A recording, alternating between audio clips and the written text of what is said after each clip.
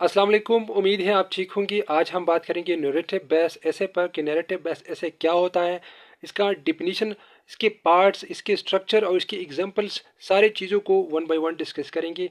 और हमने यूसेट syllabus start किया था, इसमें आज हमारे साथ टॉपिक है नैरेटिव बेस्ड एसे जिसके 10 मार्क्स होते हैं।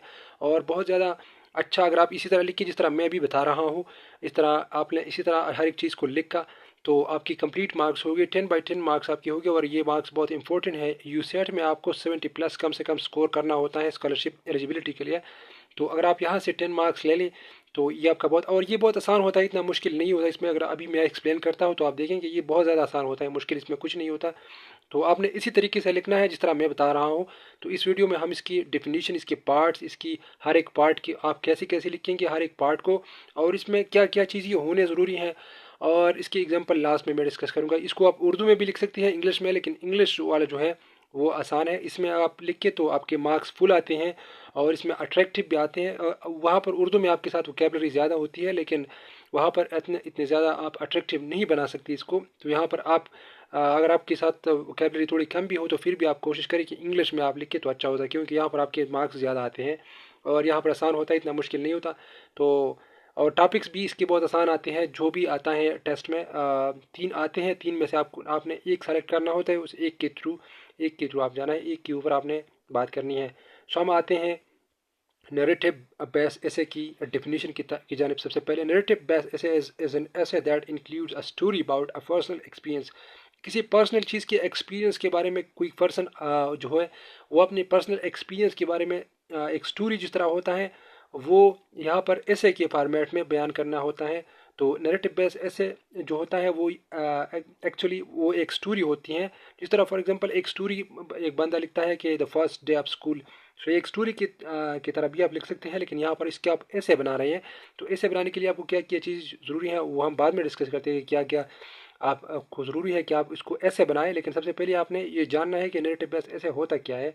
तो पर्सनल एक्सपीरियंस समबडी जो होता है वो बयान करता है। Told from the other's experience, other perspective, storytelling elements are used to engage the reader and reveal the point of view, theme of the story. A narrative essay tell a story in essay format. Narrative basis से जो होता है वो एक narration होता है, जिस तरह कि कोई किसी स्टोरी को बयान करता है। तो यहाँ पर भी एक स्टोरी को आप बयान करते हैं, लेकिन वो आपने ऐसे की तरह, ऐसे के माइंडसेट और ऐसे के स्ट्रक्चर के थ्रू आपने जाना है और उसको बयान करना है। तो यहाँ पर स्टोरी आप उसको नहीं बनाएंगे। स्टोरी और ऐसे में बहुत फ़र्क होता है, लेकिन यहाँ पर हम ऐसे की बात करेंगे। तो ऐसे आपने बनाना है। ऐसे क्या 3 पार्ट्स होते हैं, उस पर के थ्रू हम आते हैं इसके ऊपर। लेकिन सबसे पहले आपने अभी यहाँ जाना कि इसमें एक बंदा अपने पर्सनल एक्सपीरियंस के बारे में बताएगा कि उसके साथ क्या हुआ, क्या हैपनिंग हुआ, कहाँ पर हुआ, क्या हुआ, कैसी हुआ। तो वो सारी चीज़ें बयान करेंगे। सबसे पहले उसको इंट्रोड्यूस करेंगे, फिर उसकी मिड इवेंट्स में जो आए थे वो बताएंगे, और फिर लास्ट में उसको फिनिश करेंगे। सो हर एक चीज़ के ऊपर आते हैं। सबसे पहले जो है पार्ट्स ऑफ नैरेटिव ऐसे जो होते हैं, सबसे पहला जो होता है वो इंट्रोडक्शन होता है, बिगिनिंग अब ऐसे होता है, इंट्रोडक्शन होता है। इसमें क्या क्या क्वालिटी होनी चाहिए, इसमें सिर्फ एक पैराग्राफ आपको लिखना चाहिए। यहाँ पर मैं लिखूंगा ओनली वन पैराग्राफ। पैराग्राफ आपने सिर्फ एक ही लिखना है, एक से ज़्यादा पैराग्राफ के ऊपर आपने नहीं जाना। Describing the basic scenario of the ऐसे। बेसिक सिनेरियो, बेसिक चीज़ जो होता है आपने डिफाइन करना है। सबसे पहले आपने टाइटल दिया होता है the first day of school for example, इसके थ्रू आप लिखते हैं the first day of school. तो आपने सबसे पहले टाइटल तो देना है। टाइटल के बाद, टाइटल तो आपको गिवन होता है, टेस्ट में भी गिवन होता है, तो वो उसको आप टाइटल देंगे। जो क्वेश्चन जो पूछा होता है, मतलब जिस चीज़ के थ्रू आप, जिसकी चीज़ के ऊपर आपने ऐसे लिखना है, तो उसको टाइटल कहते हैं। उस टाइटल को आप लिखेंगे। तो सबसे पहले फिर आपने बिगिनिंग करनी है, इंट्रोडक्शन करना है। तो बेसिक सिनेरियो उस चीज़ के बयान करेंगे कि क्या क्या हुआ था। Told from a first person point of view. जो बंदा चीज़ बयान करता है तो सारा स्टोरी वही बयान करेगा, कोई और बंदा इसमें नहीं आएगा। वो फॉर एग्जांपल आपके साथ जो कुछ हुआ था तो पर्सनल एक्सपीरियंस आप बयान करेंगे, किसी और की बात यहाँ पर नहीं होनी चाहिए, बल्कि आप अपनी बात करेंगे। Give the basic information to what about you are writing. So नीचे फिर जब आप जाते हैं बॉडी में, इसकी ऐसे के बॉडी के थ्रू आप जाते हैं। इसके बाद सेकंड पार्ट जो होता है वो बॉडी होता है। तो उसके फिर नीचे आपने जाना है, इवेंट बाय इवेंट हर एक चीज़ को बयान करना होता है कि मेरे साथ क्या हुआ, ये हुआ, इस तरह हुआ, फिर यहाँ मैं गया, इस तरह हुआ। तो हर एक चीज़ जो आप बयान करते हैं, यहाँ पर एक क्लू आप देंगे इंट्रोडक्शन में कि ये सब कुछ हुआ था मेरे साथ, और यहाँ पर एक क्लू आप इस तरह देंगे सिंपली, जो एक एक पैराग्राफ में सारी चीज़ें हो। allowing the reader to follow the story line, आप रीडर को अलाउ करेंगे कि वो इसमें इंटरेस्ट ले ले।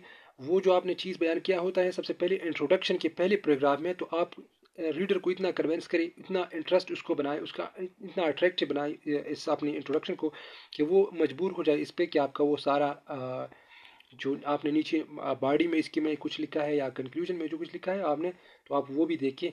Should be attractive and not much longer, one only one paragraph. तो यहाँ पर भी मैंने लिखा है कि ये सिर्फ एक पैराग्राफ होगा, अट्रैक्टिव होगा, मच लॉन्ग नहीं होगा। इसके ये फीचर्स होंगे। इंट्रोडक्शन के पहले पैराग्राफ की आपकी ये इंट्रोडक्शन होना चाहिए कि डिस्क्राइब बेसिक सिनेरियो, आप इसकी होगा। हम बाद में बहुत सारे लिखेंगे, 1 वीक इस पे हम काम करेंगे नैरेटिव बेसिस पे। आपको मैं असाइनमेंट भी दूंगा, आपने भी इसके ऊपर काम करना है, उर्दू में भी और इंग्लिश में भी। जो जिस तरह अच्छा लिख सकता है तो वो उस तरह लिखेंगे। हम इसके ऊपर बहुत सारा काम करेंगे, लेकिन अभी सबसे पहले मैं जो आपको बता रहा हूँ, फिर हम लिखेंगे यहीं पर आएंगे। तो describing the basic scenario of the ऐसे, और बेसिक इन्फॉर्मेशन जो होते हैं, जो किसी चीज़ के बारे में होते हैं, वो आपने बयान करने होते हैं। अट्रैक्टिव बनाना होता है, लॉन्गर नहीं होता, वन पैराग्राफ होगा। और बेसिक इन्फॉर्मेशन आप प्रोवाइड करेंगे, और first person point of view के साथ जाएंगे। आप किसी और की बात नहीं करेंगे, सिर्फ पर्सनल एक्सपीरियंस की बयान करेंगे। तो ये फर्स्ट पार्ट हुआ। सेकंड पार्ट पे अब आते हैं। अब हम आएंगे सेकंड पार्ट, जो होता है वो बॉडी ऑफ द नैरेटिव ऐसे होता है, या मिडल पार्ट इसको कहते हैं, जो कि इसमें सारी चीज़ें आप लिखेंगे। Write the events in a sequence to make it senseful and easy for the reader. Reader के लिए आपने हर एक चीज़ को सीक्वेंस बाय सीक्वेंस लिखना है, और ये भी इतने ज़्यादा लंबा नहीं होना चाहिए, बल्कि आपके साथ टाइम वहाँ पर कम होता है, मतलब 20 मिनट एक ऐसे के लिए होता है। तो आपने इतने ज़्यादा लॉन्गर नहीं जाना, बल्कि आपने टाइम को डिवाइड करना है। 5 मिनट फॉर एग्जांपल आपने 5 मिनट देना है इंट्रोडक्शन को, 5 मिनट आपने कंक्लूजन को देना है, और 10 मिनट आपने ये बॉडी को देना है। या 12 मिनट अगर आपने यहाँ पर दिए, तो 4-4 मिनट आपने इंट्रोडक्शन और कंक्लूजन के लिए आपने दिया है 4-4 मिनट। यहाँ पर 12 मिनट फिर आप देख सकते हैं बॉडी को।